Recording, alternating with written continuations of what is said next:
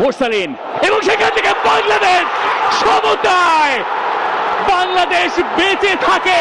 Samit সোমের Bangladesh. Asian cup বাছাইয়ে রোমাঞ্চ ছড়িয়েও পারল না বাংলাদেশ। হামজা, মোরসালিন, সমিতের নৈপুণ্যের পরও রক্ষণের ভুলে হার।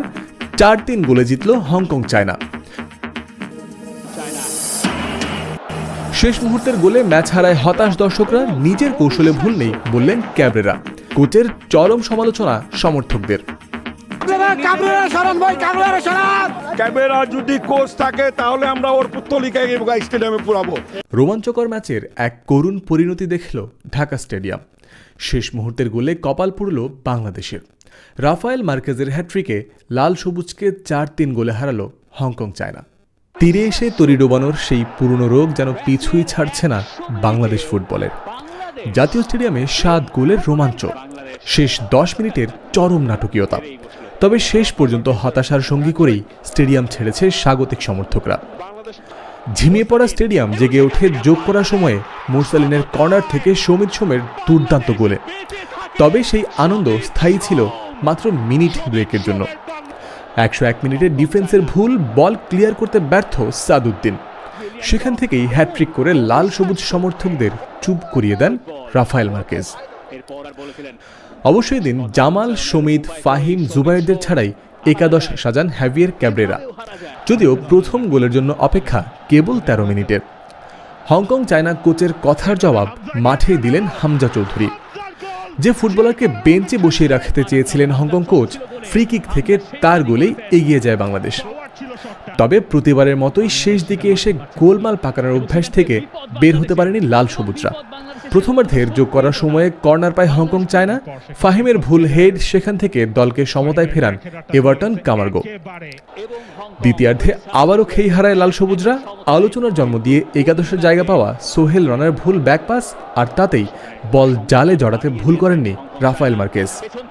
2 গোল খেয়ে যেন হুঁশ ফেরে কোচ হ্যাভিয়ার ক্যাবরেরার। মাঠে নামান সমিত, ফাহিম ও হামজাদের। ততক্ষণে যা ক্ষতি হওয়ার তা হয়ে গেছে। 2 গোল খেয়ে আত্মবিশ্বাসের ঘাটতিতে থাকা বাংলাদেশ তৃতীয় গোল হজম করে 74 মিনিটে। তবে সেখান থেকে ঘুরে দাঁড়ানোর আশা দেখায় লাল সবুজরা। জামাল, জায়ান, সমিতরা মাঠে নামায় বাড়ে খেলার গতি। 84 মিনিটে প্রতিপক্ষের গোলরক্ষকের ভুলে বল জালে জড়ান শেখ মোরসালিন। তবে সেই গোল শুধু আক্ষেপ বাড়িয়েছে বাংলাদেশের। এই হারে এশিয়ান কাপ বাছাইয়ের মূল পর্বে বাংলাদেশের খেলার স্বপ্ন শেষ না হলেও তা যে একেবারেই অসম্ভব তা বলার অপেক্ষা রাখে না। 3 ম্যাচে মাত্র 1 পয়েন্ট নিয়ে টেবিলের তলানিতে জামাল ভুঁইয়ারা। কৌশলে কোনো ভুল ছিল না, ভাগ্য সঙ্গে ছিল না বলেই হারতে হয়েছে। ম্যাচ পরবর্তী সংবাদ সম্মেলনে নিজের পক্ষেই সাফাই গাইলেন coach Javier Cabrera. Samit, Zayan ও ফাহমিদুলকে শুরুর একাদশে না খেলানো নিয়েও কোনো আফসোস নেই তার। জাতীয় দলে নিজের ভবিষ্যৎ নিয়ে কোনো শঙ্কা দেখেন কিনা এমন প্রশ্ন এড়িয়ে গেছেন ক্যাবরেরা। ম্যাচের যোগ করার সময়ে সমিত সোমের গোলে সমতায় ফেরে বাংলাদেশ। ডাগআউট থেকে দৌড়ে গিয়ে পুরো দলের সঙ্গে সেই গোলের উদযাপন করেন হ্যাভিয়ার ক্যাবরেরা। অথচ সেই সোমকেই শুরুর একাদশে রাখেননি বাংলাদেশ কোচ।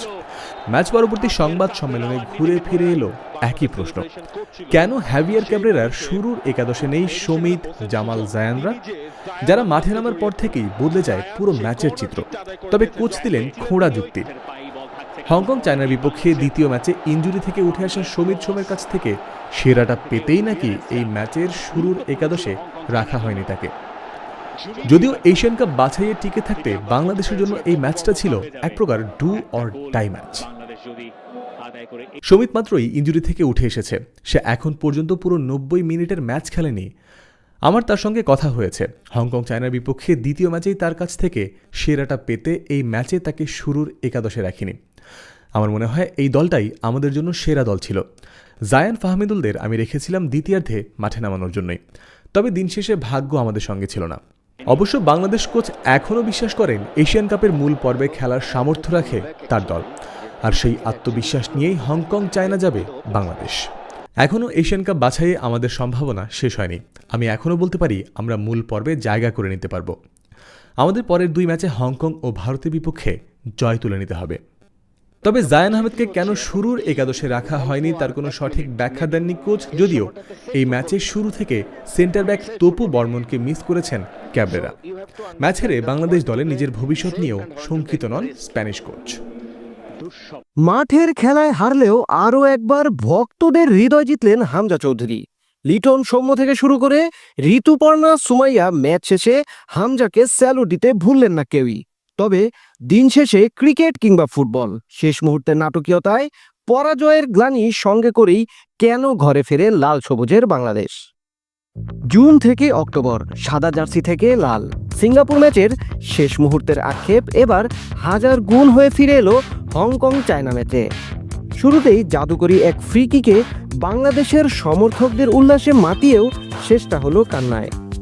এক বুক স্বপ্ন নিয়ে ফুটবল মাঠে ছুটে চলা হামজাও তো রক্ত মাংসের মানুষ। ম্যাচ শেষে হামজার ছবিটাই বলে দেয় জয়ের কতটা কাছে গিয়েও স্বপ্ন হয়েছে ছিনতাই। জাতীয় দলের তারকা ক্রিকেটার লিটন দাস হামজার সেই ছবি পোস্ট করে লিখেছেন, কিপ ইউর হেডস হাই। শেষ মিনিটের গোলে হারাটা হৃদয় বিদারক, কিন্তু তুমি সেরাটা দিয়ে লড়েছ শেষ মুহূর্ত পর্যন্ত। সৌম্য সরকার লিখেছেন, মাঠের খেলায় হারলেও আমাদের হৃদয় জিতেছ তোমরা। দেশের হয়ে হামজার ব্যাক টু ব্যাক গোল নিয়ে সামাজিক মাধ্যমে পোস্ট আসে লেস্টার সিটির। জয় হলে গল্পটা আরও রঙিন হতো। নারী জাতীয় দলের ফুটবলার ঋতুপর্ণা কিংবা সুমাইয়ারা উৎসাহ দিয়ে যাচ্ছিলেন একের পর এক। শেষটায় বললেন, এটাই ফুটবল। তবে এক হামজাকে স্যালুট দিতে ভুলেননি কেউই। হামজা পরাজয়ের যোগ্য নয়। জাতীয় স্টেডিয়ামের গ্যালারি জুড়ে হাজার বিশেক লাল সবুজের সমর্থক অন্তত 3 বার মেতেছিল আনন্দ উল্লাসে। 7 গোলের ম্যাচে তবুও শেষ পাল্লাটা ভারী হয় না হামজা, সুমিত ও মোরসালিনদের। ক্রিকেট কিংবা ফুটবল, গল্পটা বদলায় না। শেষ মুহূর্তের নাটকে বরাবরই পরাজিত সৈনিক হয়েই ফিরতে হয় বাংলাদেশকে। সঙ্গী হয় জনপ্রিয় ফুটবল মিডিয়া প্ল্যান্টিকের দেয়া ক্যাপশন অ্যাগনি, যার বাংলা অর্থ যন্ত্রণা।